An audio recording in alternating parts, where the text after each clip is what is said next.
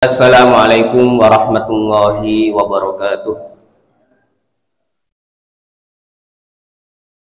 Innal hamdalillah nahmaduhu wa nasta'inuhu wa nastaghfiruh wa na'udzu billahi min sururi anfusina wa min sayyiati a'malina. Man yahdihillahu fahuwal muhtad wa man yudlil falan tajida lahu waliyan mursyida.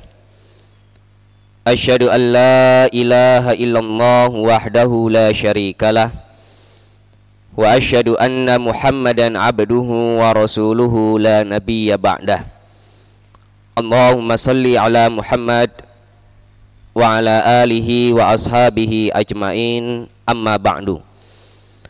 Qala Allah ta'ala fil Qur'anil Karim, a'udzu billahi minasyaitonir rajim.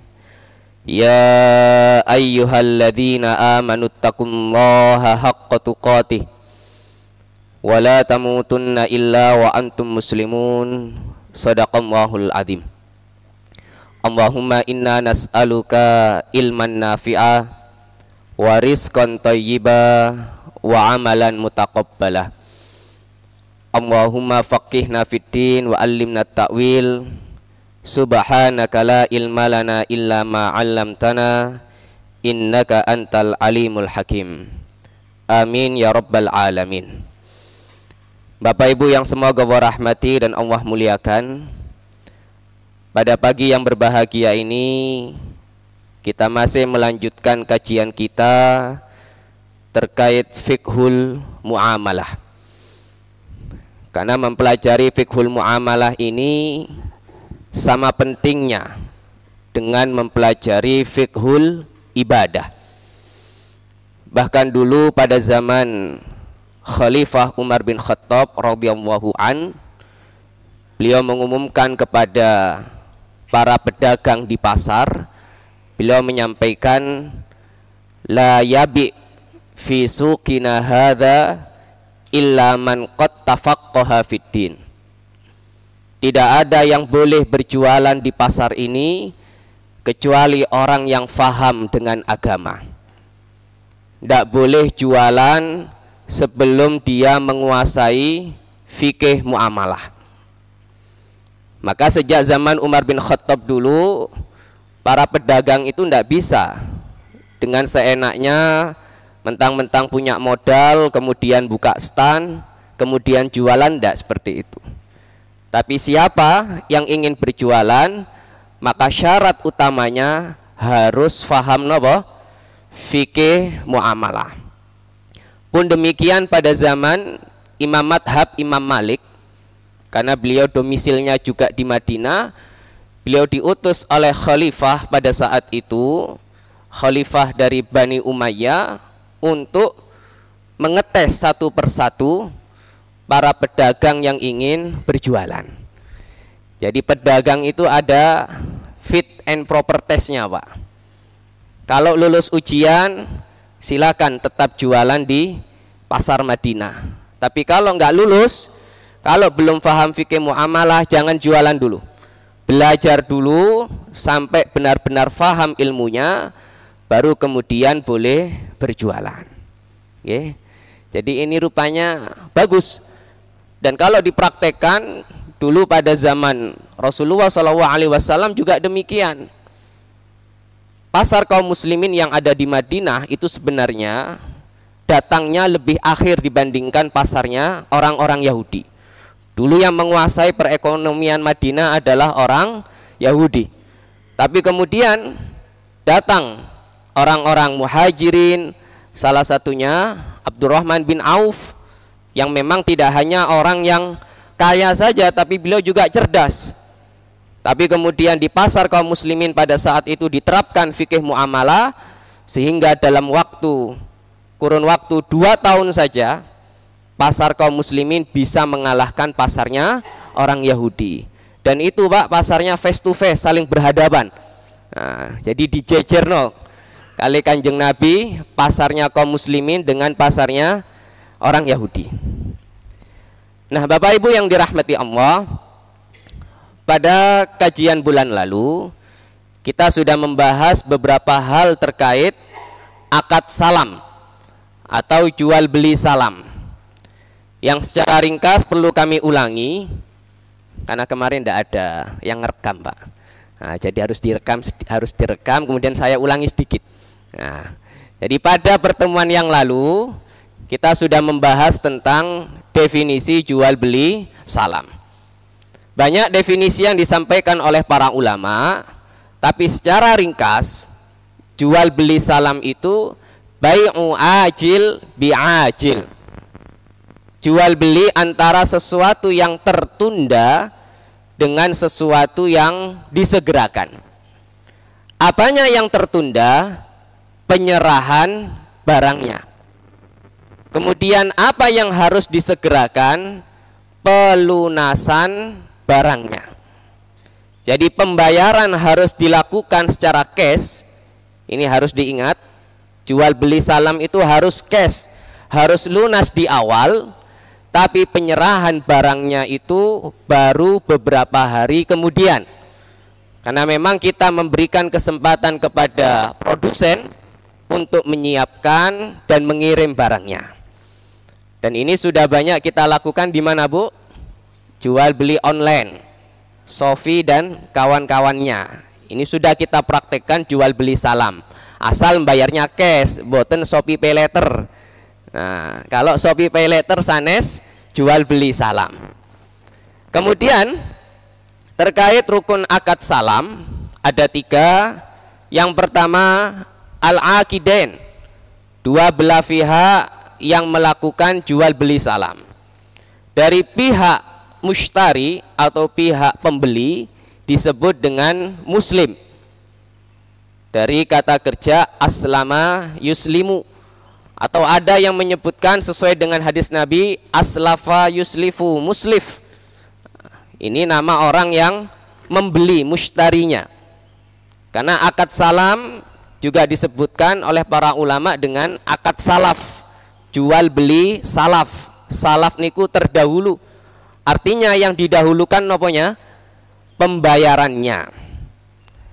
Nah, kemudian dari pihak baik atau pihak penjualnya disebut dengan muslam ilai.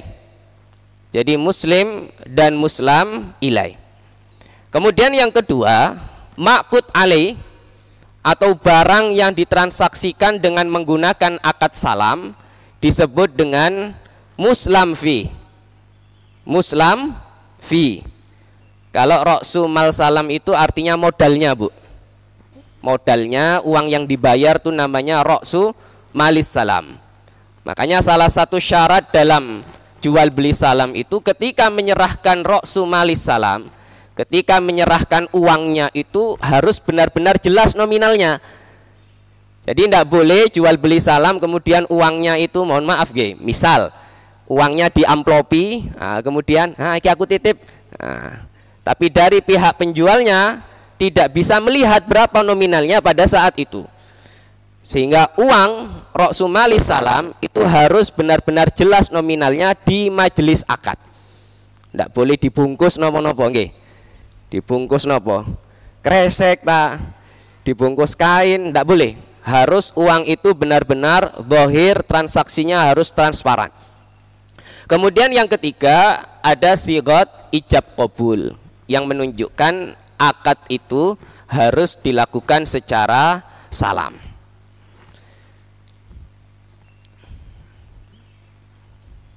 Baik, kemudian poin kedua yang telah kami pelajari, yang telah kita pelajari bersama tentang dalil-dalil jual beli salam.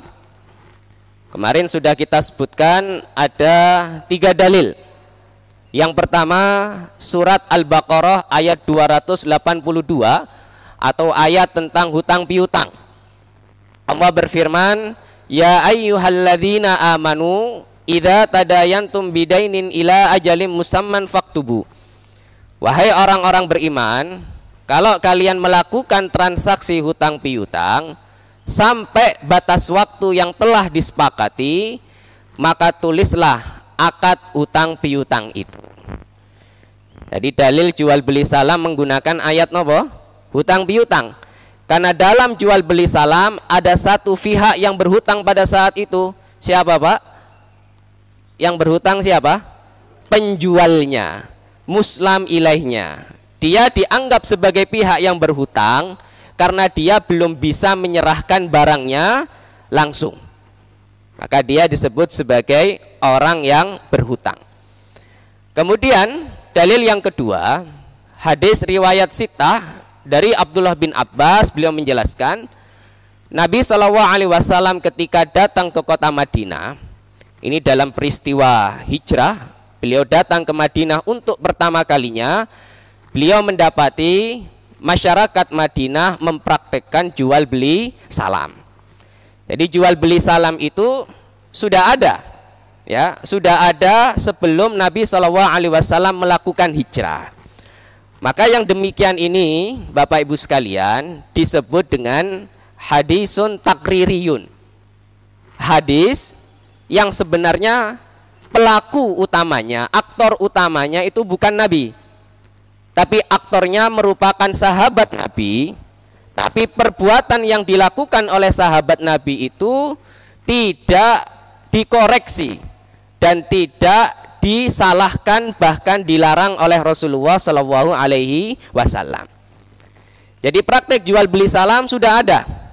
Baru kemudian datang Nabi Shallallahu Alaihi Wasallam melihat kebiasaan masyarakat Madinah pada saat itu, mereka membeli kurma itu dengan akad salam. Jadi uangnya sudah dilunasi di awal, tapi kurmanya itu baru dikirim 1 tahun, 2 tahun, bahkan 3 tahun selanjutnya. Nah ini jadi pertanyaan Pak, apa bedanya dengan bai'ul ma'dum, jual beli sesuatu yang nggak ada?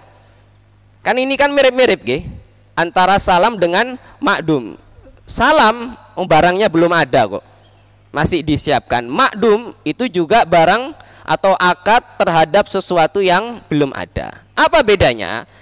Kalau bai'ul ma'dum itu Bapak Ibu sekalian, cirinya yang pertama, jual beli terhadap sesuatu atau objek barangnya itu barang yang memang sangat sulit didapatkan kecuali di satu tempat. Kalaupun barang itu bisa didapatkan, maka hampir mustahil untuk mendapatkan barang itu, karena memang sulitnya untuk mengakses barangnya. Nah, tapi bukan berarti tidak boleh diperjualbelikan, boleh, tapi jangan menggunakan akad salam karena resikonya besar. Contohnya nopo? Kepiting Alaska misalnya nggih. Lho nggih Pak. Kepiting adanya cuma di Alaska, itu ngambilnya susah Pak. Makanya gaji orang yang ngambil kepiting Alaska itu besar karena resiko pekerjaannya juga besar. Nah ini termasuk nopo? Bai'ul ma'dum. Nah tapi kalau bai'us salam itu memang barangnya belum ada, tapi mudah untuk mendapatkannya. Bisa jadi di satu tempat barang itu tidak ada, tapi bisa dicarikan di tempat yang lainnya, sehingga resiko yang ditimbulkan dari jual beli salam ini hampir tidak ada. Baik, kemudian ketika Nabi SAW melihat fenomena akad salam di Madinah, nah, kemudian beliau menyempurnakan, kalau kalian ingin melakukan akad salam, kalian harus memperjelas. Apanya yang diperjelas? Takarannya, timbangannya, dan waktu menyerahkan barangnya. Ini semuanya harus dijelaskan di majelis akad. Kemudian yang ketiga, ijma atau kesepakatan para ulama yang membolehkan jual beli salam.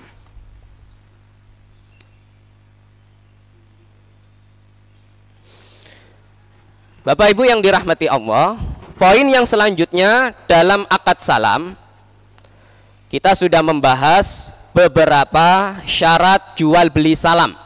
Di antaranya yang pertama, ayyakuna ma'lumal jinsi wan nau'i wasifati wal qadri. Jadi harus jelas semuanya terkait bagaimana jenisnya, sifatnya, dan takaran barang yang dipesan. Kemarin kami contohkan seperti misalnya ibu pesen apa? Lemper. Nah, saya ingat ya kasusnya lemper. Nah, ibu mau punya hajat, pesan lemper. Tapi karena orang yang membuat lemper itu tetangga sendiri, bahkan sudah dianggap saudara sendiri, sehingga modal kepercayaan itu ibu hanya menyerahkan uangnya saja. Ibu hanya menyampaikan, saya beri 100.000, tolong berikan saya, buatkan saya lemper. Tapi tidak dijelaskan lempernya itu bentuknya bagaimana, yang lonjong atau yang kotak, kemudian isiannya apa, abon atau ayam, kemudian bungkusnya apa, plastik atau daun. Nah, itu tidak dijelaskan. Maka yang semacam ini akadnya batal, jual belinya tidak dapat diteruskan. Jadi ibu kalau melakukan akad salam harus dijelaskan secara rinci. Nah, boleh ndak usah dengan kalimat koyok biasa nih ngoten. Halah mbak koyok biasa nih ngono loh. Nah, ndak boleh. Ya, koyok biasa ini itu kadang-kadang kita mendapati ada beberapa kriteria yang harus ditambah. Nah, apa sih Bu susahnya nyebut ringan nggak sampai 1 menit kan? Nah, lagi-lagi kita harus melihat bahwa dalam Islam itu yang dicari bukan hanya sekedar keuntungan saja, tapi juga keberkahannya. Hampir di semua masalah muamalah. Jadi dalam semua masalah muamalah itu yang namanya keuntungan, kebahagiaan itu bukan goalsnya, bukan tujuan utamanya, tapi yang dicari adalah keberkahan. Hatta dalam masalah pernikahan, Pak, orang menikah itu jangan mencari bahagia, karena nyatanya setelah menikah loro kabeh. Nah, itu ada kisah ketika itu datang orang yang hadir di walimah, kemudian dia berdoa, dia mendoakan pengantinnya, birrofa'i wal banin, selamat berbahagia dan selamat punya anak. Kemudian ditegur oleh sahabat yang memang mendengarkan doa nikah yang diajarkan oleh Rasulullah. Kata orang ini, loh jangan mendoakan itu, doakan barakallahu laka wa barakallahu alaika wa jama'a bainakuma fil khair. Semoga Allah senantiasa memberkaimu dalam segala sesuatu yang enak maupun tidak enak di dalam pernikahan. Karena sesuatu yang tidak enak itu Bu, tapi kalau diberkahi oleh Allah, maka yang enak itu, yang tidak enak itu akan menjadi enak. Sesuatu yang enak kalau tidak diberkahi oleh Allah akan menjadi sesuatu yang tidak enak. Nah, itu nggih. Jadi berkah itu, keberkahan itu harus menjadi tujuan utama dalam setiap muamalah yang kita lakukan dalam kehidupan kita sehari-hari. Baik, kemudian yang kedua, pembayaran itu harus dilunasi di awal. Nah, jadi ini syarat mutlak dalam jual beli salam, harus cash. Pembayaran harus cash di awal. Ustaz, bagaimana kalau misalnya saya tidak bayar? Maksudnya di awal saya belum menyerahkan 1 rupiah pun, saya hanya modal pesan saja. Maka kemarin kami sampaikan ini jual beli yang dilarang. Kenapa? Karena ini masuk kategori jual beli hutang dengan hutang. Sebagai pihak pembeli, ibu berhutang karena tidak menyerahkan uang sedikit pun. Dan dari pihak penjual juga berhutang karena dia belum bisa menyerahkan barangnya pada saat itu. Maka inilah yang disebut oleh Nabi SAW bai'ul kali bil kali. Nabi SAW melarang jual beli kali dengan kali, hutang dengan hutang. Maka dalam Islam, transaksi jual beli apapun itu, dari pihak pembeli harus menyerahkan uang, baik itu dengan cara baik bitaksid, dengan cara arbun atau DP di awal, itu namanya bai'ul arbun, yang kemudian dilanjutkan dengan cicilan, atau dengan skema yang kedua bai'us salam, harus dilunasi di awal. Jadi lagi-lagi tidak boleh karena modal kepercayaan dari pihak pembeli tidak menyerahkan uang sedikit pun. Kemudian syarat yang ketiga, ayyakunal musallam fihi muajjalan. Barang yang sudah dibeli itu harus diserahkan secara tertunda. Nah, barangnya harus diserahkan secara tertunda. Maka muncul pertanyaan, bagaimana kalau akadnya itu akad salam, tapi barangnya itu diserahkan secara langsung? Apakah ini masih masuk kategori salam? Nah, terjadi khilaf di kalangan para ulama. Ini saya bacakan pendapat dari beberapa ulama. Yang pertama, dalam pendapat jumhur ulama madhab Hanafi, Maliki, dan Hambali, mereka berpendapat yushtaratu li sihhatis salami ayyakuna muajjalan wa la yasihhu salamul hal liqaulin Nabi sallallahu alaihi wasallam man aslafa fi syai'in falyuslif fi kailin ma'lum wa waznin ma'lum ila ajalin ma'lum. Jadi dalam pendapat jumhur ulama, Bapak Ibu sekalian, dalam akad salam, barang itu secara mutlak harus diserahkan secara tertunda. Kalaupun barangnya itu sebenarnya sudah ada pada saat itu, tetap harus dilakukan secara tertunda. Kenapa? Karena judulnya salam, Mbak. Judulnya niku napa? Akad salam. Salam niku salaf.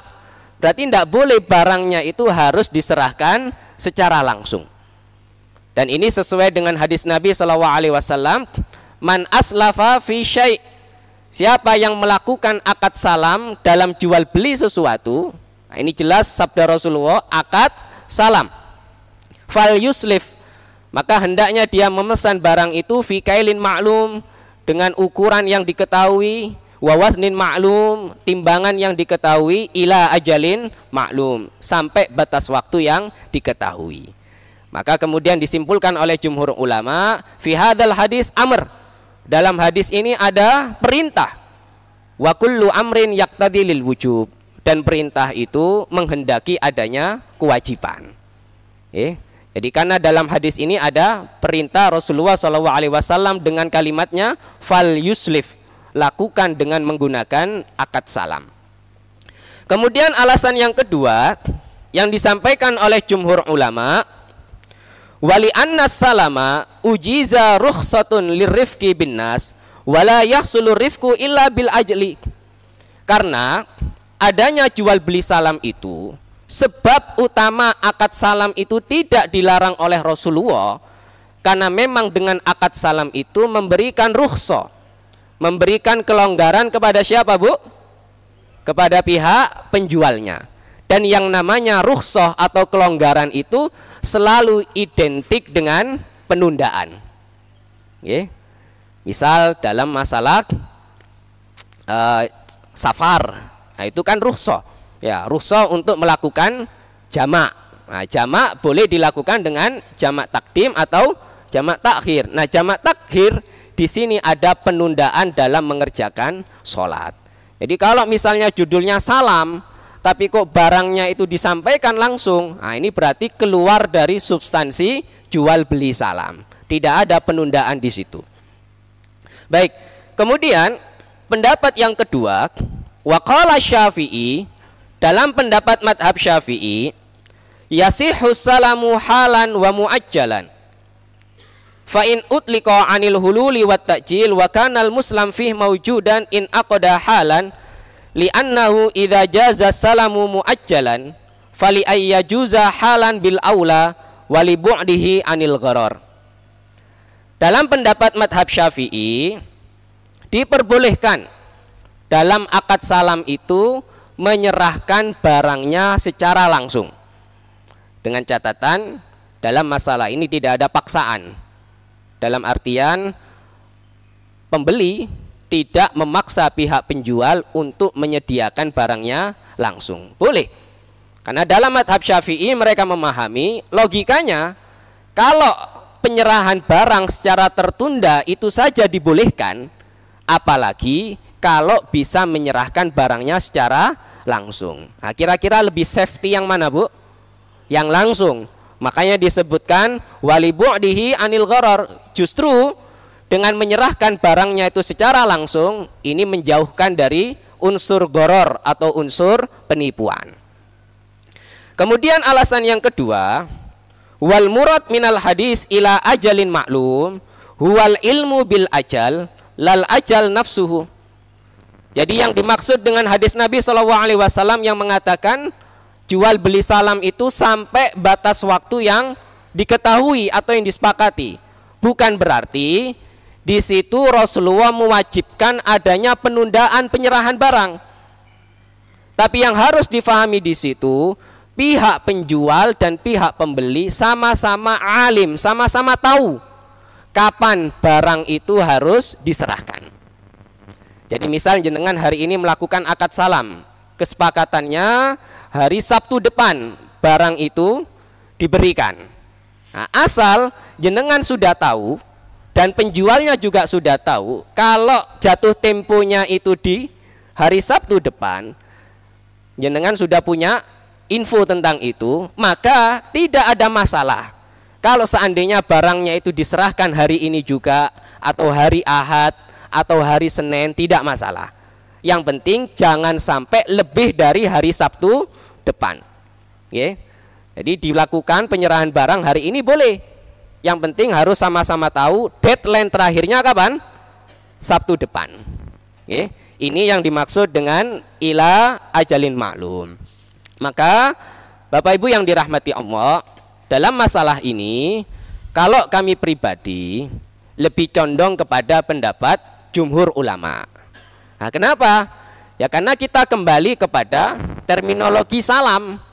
Salam itu yaitu akad dengan cara menunda penyerahan barang.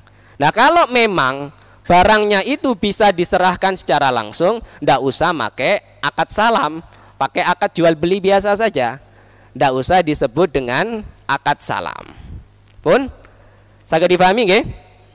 Nggih. Kemudian syarat yang keempat,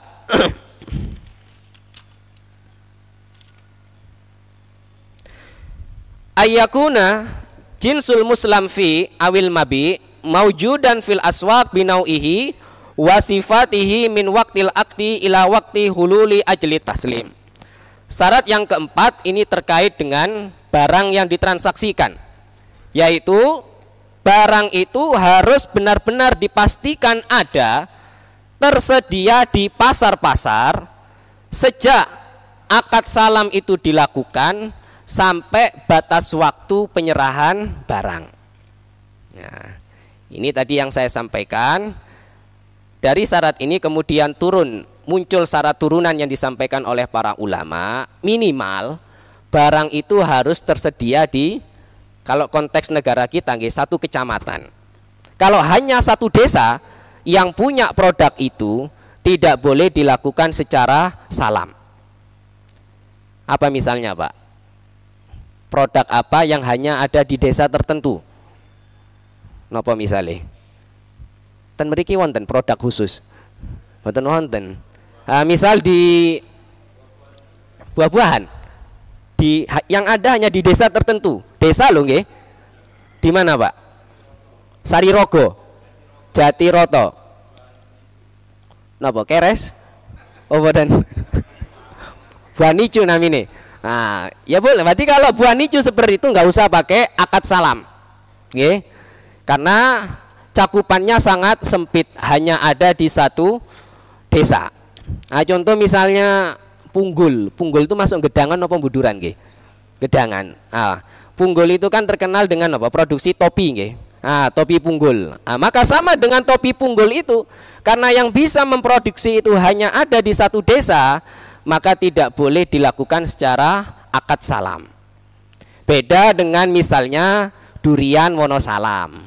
Nah, durian Wonosalam ini cakupannya lebih luas, Pak. Bukan lagi desa tapi kecamatan. Nah, ini boleh.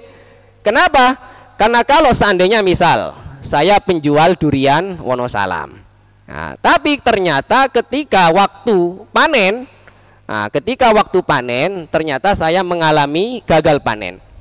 Tapi saya sudah kadung menjanjikan untuk memberikan durian itu dengan menggunakan akad salam. Maka apa yang harus saya lakukan? Saya bisa mencarikan durian Wonosalam itu di tempat yang lain, tidak harus di kebun saya sendiri. Oke. Jadi ini yang dimaksud dengan tersedia di pasar-pasar, sehingga pasar-pasar itu tidak dibatasi hanya dalam satu desa saja, tapi minimal ada dalam satu kecamatan. Kemudian syarat yang terakhir, harus jelas waktu dan tempat penyerahan barangnya.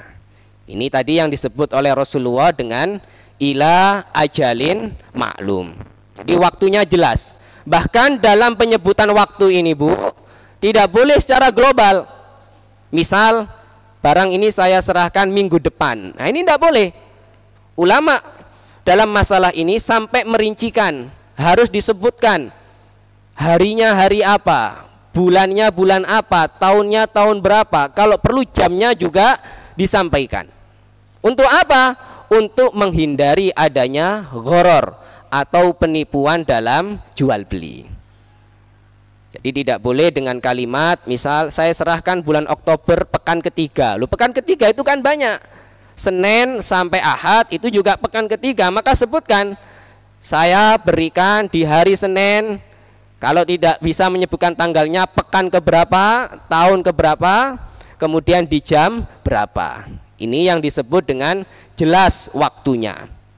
Kemudian tempat penyerahan barangnya juga harus jelas.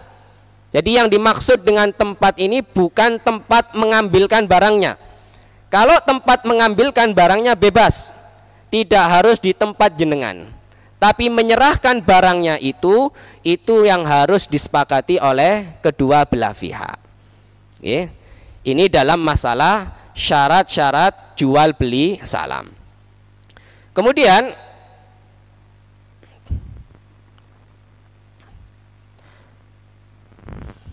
sebelum kita membahas yang lebih jauh, Bapak Ibu yang dirahmati Allah, kita membahas sesuatu yang dasar dulu dalam masalah jual beli. Dalam masalah jual beli, satu hal yang paling penting yaitu masalah akad.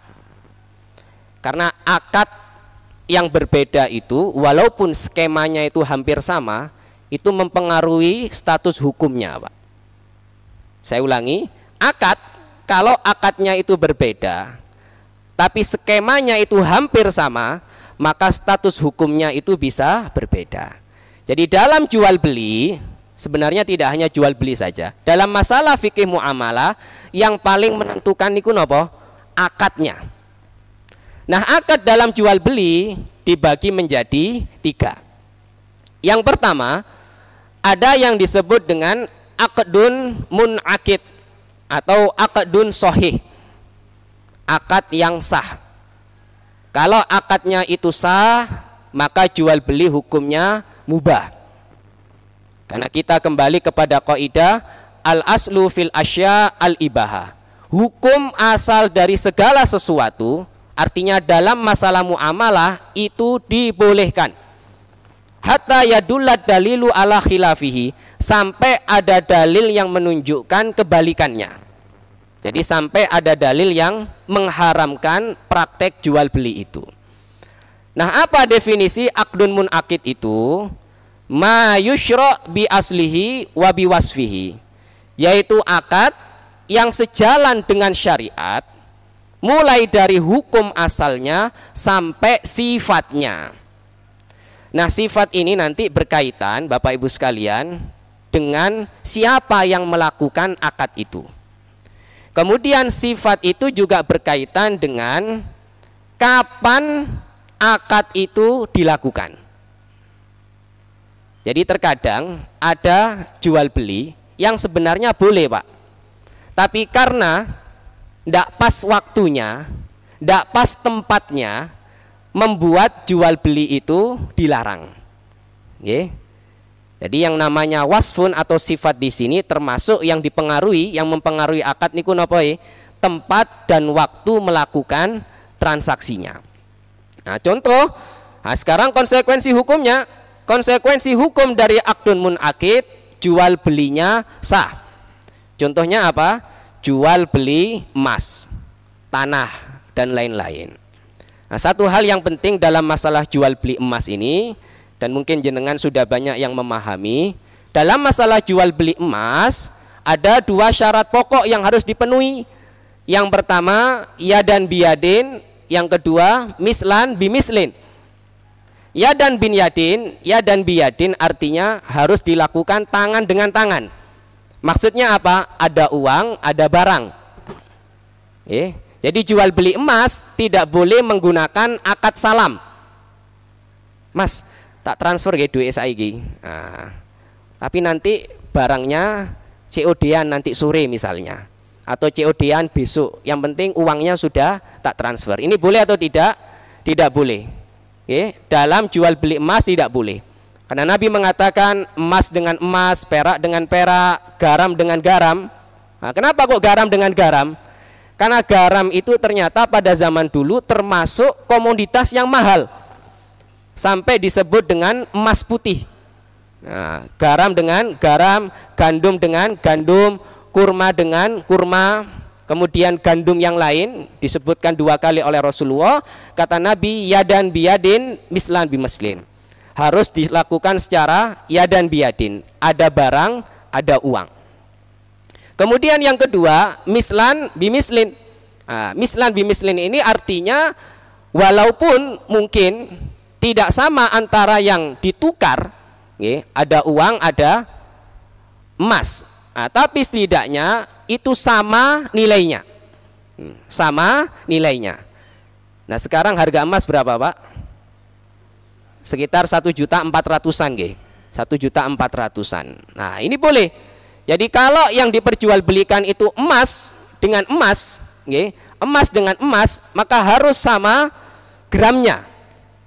Harus sama gramnya. Walaupun mungkin kemasannya berbeda, atau mungkin mereknya berbeda, yang satu antam, yang satu apa misalnya, tapi itu harus sama, mislan bimislin. Nah, tapi kalau yang ditukar itu adalah uang dengan emas, maka tidak ada syarat mislan bimislin. Kemudian yang kedua, akdun batil. Akdun batil yaitu akad yang batal. Dan ini disebutkan oleh para ulama hukumnya haramun lidzatihi. Kenapa disebut haramun lidzatihi? Li'annahu la yusyra' bi aslihi wala bi wasfihi. Karena memang jual beli ini tidak sesuai syariat, baik dari hukum asalnya. Hukum asal ini terkait jenis barangnya, Bu.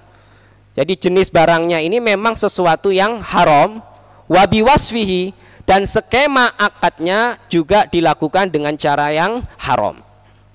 Nah, contohnya apa? Misal jual beli yang diharamkan lidzatihi, karena zatnya itu jual beli maitah, bangkai, khomer, kemudian babi dan patung. Jadi ada kaidah yang diambil dari hadis Nabi SAW. Beliau mengatakan, innallaha ta'ala idza harrama syai'an harrama samanahu.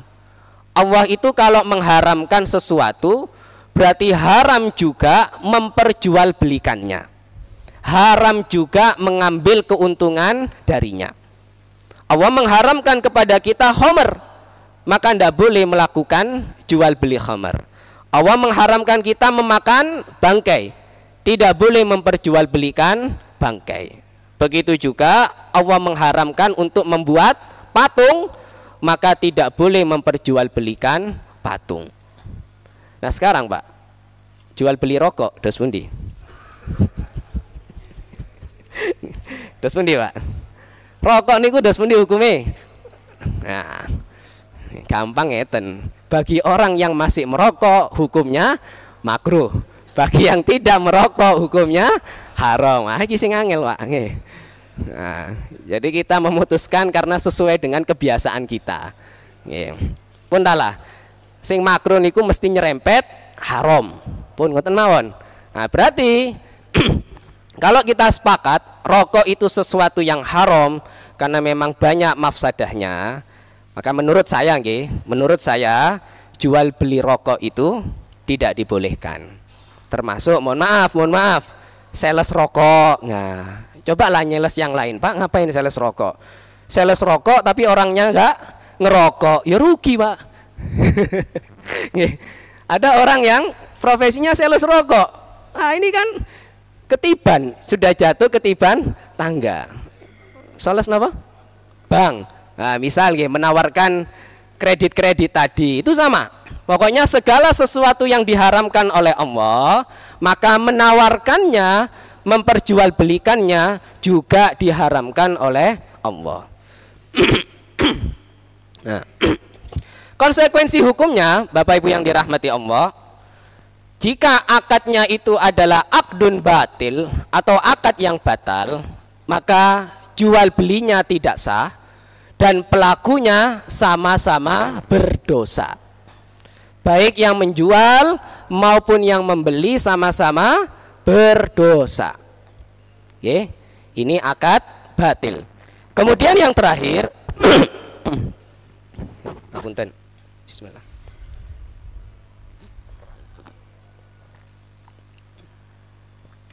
Akad fasid, jual beli yang rusak. Jual beli yang rusak, ini status hukumnya ada yang berpendapat haram li ghairihi. Nah, ini mungkin istilah yang baru nggih. Selama ini kita mengira haram nggih, haram. Tapi ternyata ada haramun li dzatihi wa haramun li ghairihi. Ini bukan saya yang buat istilah, Bang nggih. Ini ada di beberapa kitab, nanti saya bacakan. Konsekuensi hukum dari akdun fasid, jual beli yang haram li ghairihi atau makruh, jual belinya tetap sah. Tapi pihak yang terlibat sama-sama berdosa. Nah, kenapa? Karena yusra biwasfihi la yusra bi aslihi la biwasfihi. Karena akad fasid ini, Pak, dia sebenarnya secara hukum asalnya boleh. Tapi yang tidak sesuai syariat itu skema akad atau penjualannya. Jadi kalau jenengan menemukan ada barang mubah yang diperjualbelikan, tapi caranya salah, waktunya tidak tepat, tempatnya juga keliru, maka akadnya itu tidak batil, tapi akadnya nopo? Fasid. Akadnya yang rusak. Jual belinya tetap sah, keuntungannya tetap boleh diambil, tidak boleh dibatalkan akadnya. Cuman satu konsekuensinya, baik penjual atau pembeli sama-sama berdosa. Contohnya apa? Jual beli ketika azan Jumat, kemudian jual beli di masjid. Nah, ini perlu saya rincikan dalam masalah jual beli di masjid.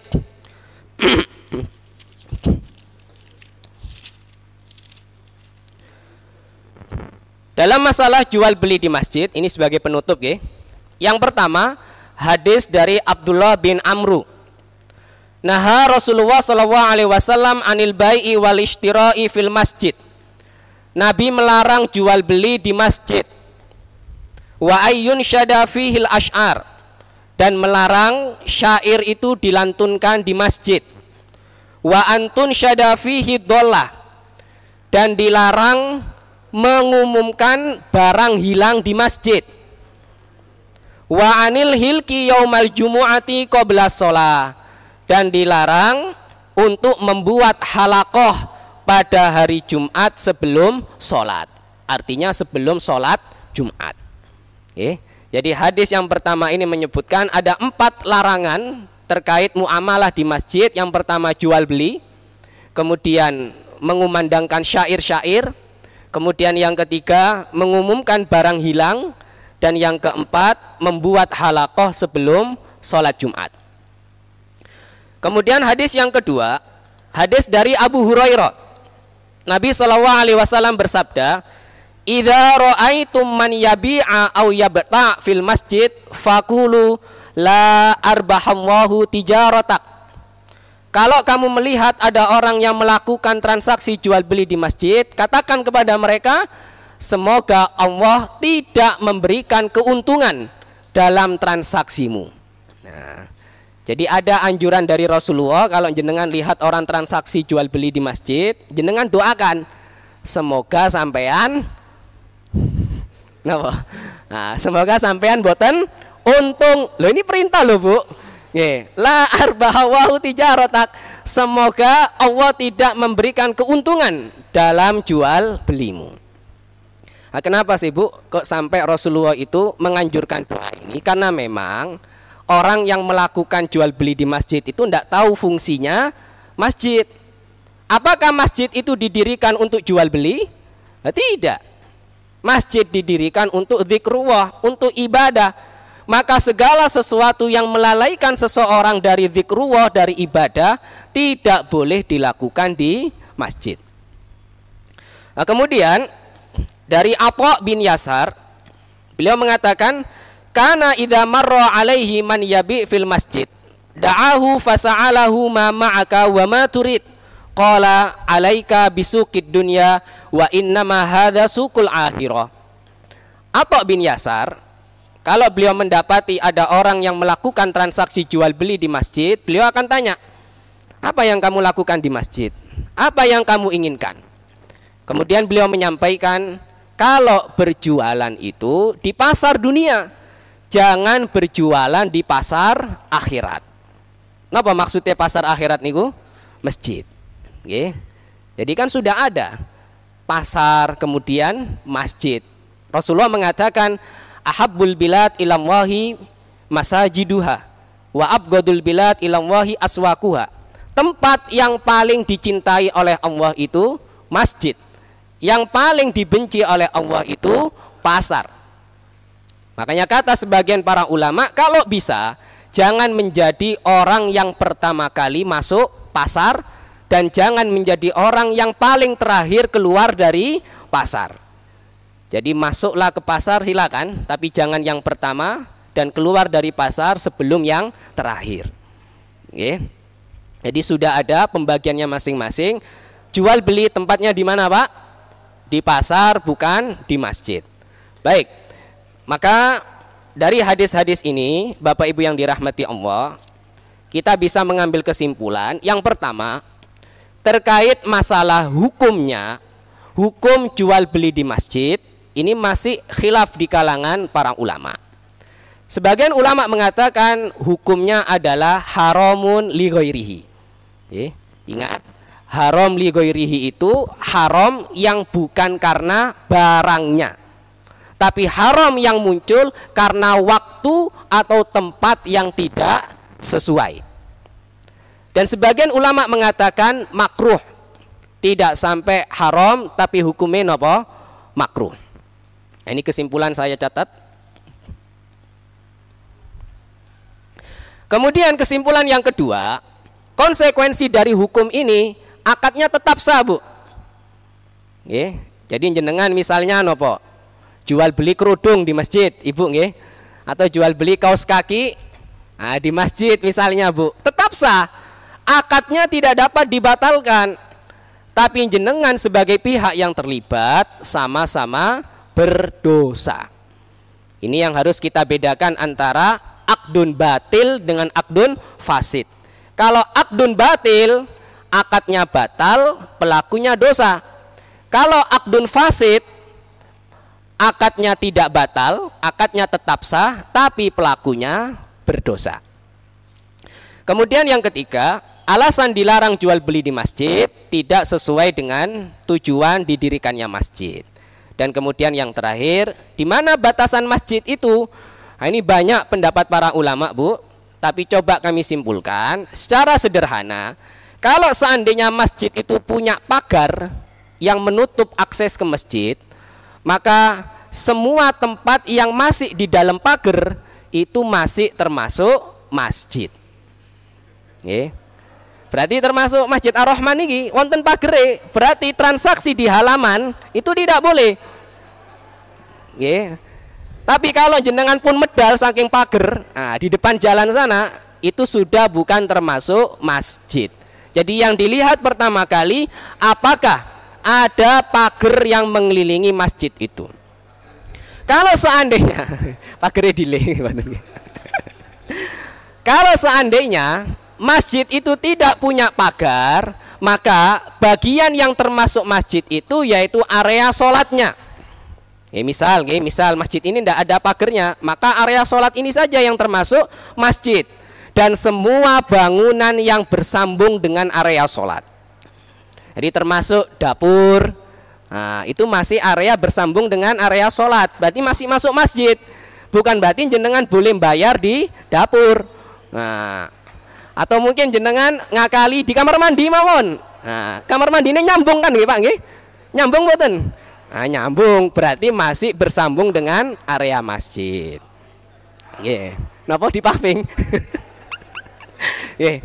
Jadi kesimpulannya Bapak Ibu yang dirahmati Allah, dalam masalah jual beli di masjid ini, nggih, dari beberapa kitab memang lebih banyak ulama yang cenderung memakruhkan, tidak sampai haram li ghairihi.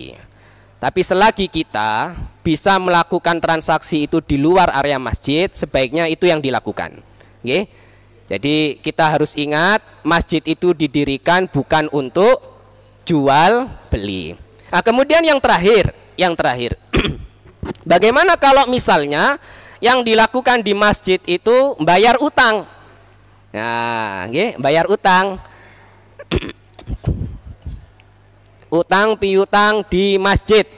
Nah, ini secara garis besar sebagai penutup, al aslu fil asya al ibaha. Sebenarnya Bu, membayar utang di masjid itu boleh, karena memang belum ada dalil yang melarangnya. Nah, tapi dengan catatan yang disampaikan oleh para ulama, tidak boleh berlama-lama. Oke? Jadi kalau mau bayar utang di masjid langsung, Anda usah ngobrol segala macam ngalor ngidul, baru kemudian di penghujungnya baru bayar utang. Kemudian yang kedua, tidak boleh dijadikan kebiasaan. Jadi jangan sampai akad utang piutang itu, ya, di mana janjiannya wis kayak biasa nang masjid gitu. Enggak boleh. Lagi-lagi ini menyelisihi tujuan didirikannya masjid. Masjid bukan didirikan untuk jual beli, dan masjid bukan didirikan untuk bayar utang. Nah, ini saya cuplikkan beberapa pendapat. Kalau Al-Khalil Al-Maliki, pendapat Maliki, jaza bi masjid. Nah, ini beberapa perkara yang dibolehkan di dalam masjid. Misal, sukna li rajulin tajarrada lil ibadah. Boleh di masjid itu dijadikan tempat tinggal bagi orang yang memang kesibukannya hanya ibadah. Au akdun nikah, boleh akad nikah di masjid. Wa qada'u dain, boleh untuk melunasi hutang. Wa naum biqailah, dan masjid juga boleh digunakan untuk qailulah atau tidur siang atau istirahat di jam kerja, itu boleh di masjid. Jadi kalau ulama membolehkan, maka jangan sampai takmir menutup masjidnya. Nah, kemudian qala Ibnu Naj At-Tanuhi, yang bagi antunazzahal masajidu anil bai' wasyira. Seharusnya masjid itu harus dijauhkan, dibersihkan dari transaksi jual beli.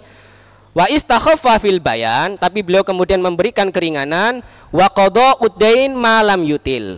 Boleh untuk sekedar melunasi hutang, tapi tidak boleh berlama-lama. Jadi tadi batasannya dua Bu, tidak boleh berlama-lama dan tidak boleh dijadikan kebiasaan. Pun ini sudah masuk waktu sholat isyraq. Barangkali ada pertanyaan? Monggo Pak. Saya batasi 2-3 mawon, karena waktunya sudah melampaui. Monggo.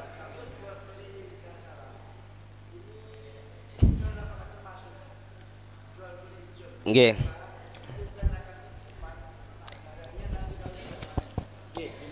Nggih. Jual beli ijon nggih. Nggih, jual beli ijon. Baik. Jual beli ijon itu akadnya tidak menggunakan salam, Pak, menggunakan arbun. Akad arbun. Jadi ada akad sendiri untuk transaksi DP, nggih, dengan menggunakan down payment. Nah, tadi saya jelaskan bahwa akad salam itu ciri khasnya harus lunas di awal. Jadi kalau masih ada cicilan atau masih belum lunas, maka tidak bisa disebut sebagai akad salam. tapi disebut dengan bai'ul arbun. Nggih, bai'ul arbun. Baik, terima kasih, kawan. Sendiri mendirikan satu toko atau koperasi di mana di sana kan disediakan bahan-bahan pokok dan seterusnya untuk jamaah, Ustaz. Untuk atau ada masjid yang khusus hari Jumat mendirikan lapak-lapak untuk jamaah. Baik. Dengan alasan untuk memberdayakan jamaah, Pak. Meningkatkan UKM gitu. Baik. Oke. Jadi kalau memang masjid menyerah membuat atau menyediakan lokasi khusus untuk jual beli, misal mart gitu minimart, boleh. Karena memang transaksinya di situ, dan minimarket itu tidak digunakan untuk sholat. Jadi memang harus menyediakan tempat khusus untuk melakukan jual beli. Boleh. Misal martnya pundi? Almila. Nah, Almila punya toko sendiri, walaupun masih dalam area masjid, tapi itu adalah tempat khusus untuk jual beli. Nah, kemudian apa tadi Pak yang kedua? Menyediakan lapak-lapak. Nggih. Untuk hari Jumat. Nah, kecuali kalau tidak disediakan tempat khusus. Nah, tempat khusus ini memang tempat yang sejak awal dijadikan sebagai pasar. Nah, ini tidak boleh. Di halaman, Ustaz, di dalam. Nah, makanya halaman ini kan tadi bukan sebenarnya untuk lapak. Halaman ini kan untuk parkir sebenarnya. Nah, cuman karena luasnya lahan itu mubazir, tidak digunakan, maka itu tidak boleh dilakukan. Jadi kalau saya seperti itu, Pak. Wallahu a'lam bishawab. Karena halaman itu fungsi awalnya bukan untuk buka lapak, tapi untuk parkir, maka itu termasuk bagian yang tidak boleh dilakukan jual beli di dalamnya. Kecuali tadi ada bangunan yang sejak awal khusus untuk mart, pasar, itu boleh. Wallahu a'lam bishawab. Ustaz ngapunten nggih. Untuk satu ini nggih. Ini dari PRA, Ustaz. Terakhir. PRA itu biasanya pertemuannya di masjid, Ustaz. Baik. Dan itu untuk pembayaran simpan pinjamnya ya di masjid, Ustaz. Otomatis karena memang bertemunya di sini, Ustaz. Jadi setiap bulan seperti itu. Itu setunggal, Ustaz ya. Yang kedua, kemarin itu saya mendapatkan informasi dari YDSF itu, kalau misalnya kita beli kambing saat ini 5.500.000, akan dibelikan 2 kambing dengan catatan kami nanti akan mendapatkan 10 kali berarti 10 tahun untuk berkorban. Jadi dapat 1 kambing. Itu bagaimana nggih, Ustaz? Bagaimana, Bu? 10 kali. Kita beli kambing 5.500.000 menyerahkan uang hari ini. YDSF. YDSF. Kemudian tahun depan dan 10 tahun ke depan saya bisa berkorban 1 tanpa mengeluarkan uang lagi. Karena dibelikan kambing itu jantan 1, betina 1 akan dinikahkan, kemudian lahir itu nanti sebagai korban kita. Setiap tahunnya selama 10 tahun. Nah, setelah itu kambing milik YDSF. Itu bagaimana nggih, Ustaz? Baik. Jadi yang pertama terkait masalah koperasi tadi, saya tidak menganjurkan untuk selalu dalam masalah utang piutang untuk selalu ditransaksikan di masjid. Silakan, monggo kumpulnya itu di masjid, monggo. Tapi ketika akan atau sudah masuk masalah simpan pinjam, ya mohon diusahakan untuk mencari tempat yang lain. Untuk mencari tempat yang lain. Kemudian yang kedua, terkait skema yang dilakukan oleh YDSF tadi. Jenengan bayar 5.500.000 dapat 2 kambing. Kemudian satu pasang lagi satu pasang berarti kan jantan dan betina. Baik. Kemudian selama 10 tahun ke depan jenengan tidak perlu bayar. Iya. Karena nanti kambingnya akan diopeni, kemudian beternak, kemudian beranak sampai 10 tahun ke depan. Baik. Jadi seperti ini, Bu. Yang pertama, ini hampir sama dengan pada zamannya Nabi SAW. Jadi ada orang yang diberikan oleh Rasulullah 1 dinar untuk dibelikan 1 kambing. Ternyata oleh orang ini kemudian 1 dinar bisa mendapatkan 2 kambing. Kemudian yang 1 kambing dijual sama dia dengan harga 1 dinar. Sehingga dia kembali kepada Rasulullah membawa 1 dinar dan 1 kambing. Sehingga keuntungan di situ bisa disebutkan sebagai 100%. Kemudian dalam masalah akad yang dijalankan oleh YDSF, saya memandang di situ ada resiko. Kenapa? Karena berani menjanjikan sampai 10 tahun ke depan. Nah, ini yang menurut saya di situ ada unsur maisir. Maisir niku spekulasi. Masih ada spekulasi di situ. Maka kalau dalam sebuah akad masih ada spekulasi di dalamnya, nah, maka ini bisa jadi masuk dalam kategori fasid. Akad yang fasid, akad yang rusak. Karena jual belinya sah, kambing itu sah, tapi dalam transaksinya menimbulkan satu resiko yang besar, ini bisa jadi fasid. Kecuali mungkin kalau dalam kurun waktu 1 tahun, 2 tahun, monggo seperti itu. Nah, tapi Bu, dalam perawatan kambingnya itu siapa yang menanggung biayanya? YDSF, Ustadz. YDSF. Nggih. Nah, ini kan juga patut dipertanyakan. Apakah merawat kambing itu dari uang yang jenengan berikan, atau kemudian dia memutar? Nah, memutar dari uang donatur-donatur yang lain, karena dia akan mendapatkan pemasukan dari banyak donatur. Nah, ini yang harus diperjelas dulu. Jadi saya belum bisa memutuskan secara langsung, harus ada tasawur di situ, harus ada gambaran secara utuh bagaimana skema yang dijalankan oleh YDSF. Kemarin gitu. Kami juga bertanya bahwa bagaimana jika dalam perjalanannya kambing tersebut meninggal, gitu, mati ya. Jadi mereka mengatakan bahwa sudah terhitung dengan resikonya, Ustadz. Sudah dihitung dengan resikonya. Sudah dihitung dengan resikonya. Ya sudah, seharusnya kalau seperti itu, kalau saya pribadi tidak perlu sampai menjanjikan 10 tahun. Itu harus dipertanyakan, Bu. Kenapa kok sampai jangka waktu 10 tahun? Atau hanya sekedar untuk menarik minat konsumen. Nah, karena 10 tahun enak rek bayar 5.500.000 isok kurban 10 tahun dalam waktu 10 tahun. Tanpa perlu Nah, tanpa perlu mengeluarkan uang lagi gitu, nggih? Iya. Nggih. Tapi nanti di akhir dari tahun ke-10 tadi, kambing bukan milik kita, Ustaz. Lah, gini, nggih. Seperti itu, nggih. Wa alam bisawab. Jadi kami menilai itu resikonya besar. Nggih.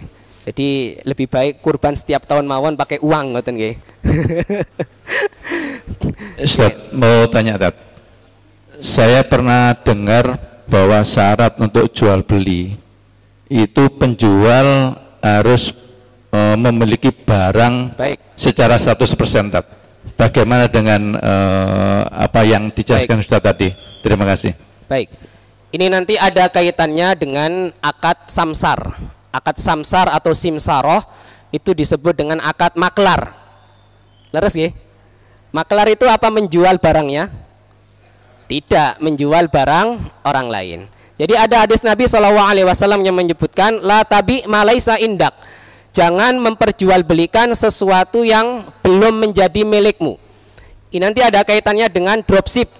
Nah, para dropshipper itu, ini ada kaitannya dengan hadis ini. Makna hadis yang pertama, jangan menjual sesuatu yang bukan milikmu, artinya jangan menjual sesuatu yang disewakan kepadamu atau dipinjamkan kepadamu.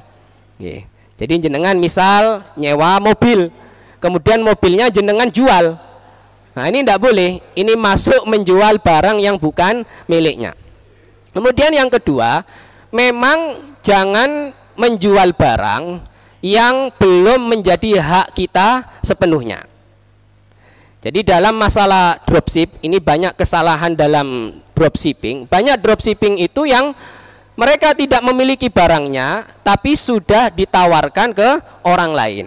Sehingga ketika dia mengirim barang, barang itu dikirim dari pihak produsen, langsung dikirim ke konsumennya, tanpa dropshipper ini tahu bagaimana wujud barangnya, karena dia belum memiliki barang itu. Nah, maka dropship yang benar bukan menjual dulu baru membeli, tapi membeli dulu baru menjual. Miliki dulu barangnya. Kalau sekedar menawarkan, monggo enggak apa-apa. Jadi misal rice cooker, jenengan pasang status rice cooker segala macam, boleh dibikin status. Nah, baru kalau ada yang beli, jenengan tahan, Mbak jangan transfer dulu, saya tak beli dulu, ngambil barangnya dulu, atau mungkin sudah ada stoknya di rumah, baru kemudian boleh dijual ke orang lain. Oke, ini berkaitan dengan akad maklar, simsar tadi, dan dropshipper. Sebenarnya masih panjang, Pak, tapi dalam lain kesempatan insya Allah. Oke, kita tutup dengan hamdalah. Alhamdulillahirabbil alamin. Kafaratul majlis, subhanakallahumma wa bihamdika asyhadu alla ilaha illa anta astaghfiruka wa atubu ilaik. Demikian yang bisa kami sampaikan, kurang lebihnya mohon maaf. Wallahu a'lam bishawab. Barakallahu fikum. Wassalamualaikum warahmatullahi wabarakatuh.